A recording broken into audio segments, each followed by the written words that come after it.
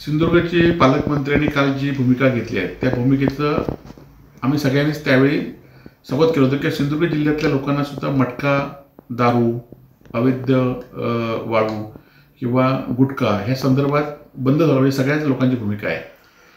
परंतु पालकमंत्री ज्या आवेशाने तिथे बोलत होते आणि त्यानंतर पोलिसांना बोलवून त्यांनी कारवाई करायला सांगितली आणि हे आरोपी अवघ्या 2 तासात सुटले आणि त्यामुळे निश्चित ही कारवाई कशासाठी होती असा प्रश्न सिंधुदुर्ग जिल्ह्याच्या जनतेमध्ये आणि आमच्या मनामध्ये आहे. आणि त्यामुळे पालकमंत्र्यांनी ह्या प्रश्नाचं उत्तर द्यावं आणि अशा कारवाई असताना ते सुटणार नाही कसं असं बघावं.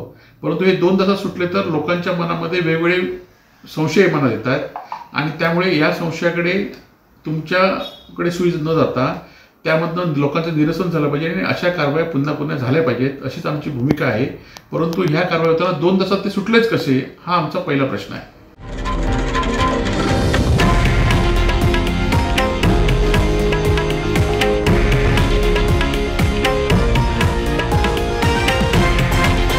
हे आहे देशातील नंबर 1 न्यूज नेटवर्क आणि आपण पाहत आहात TV9 मराठी, एकमेव.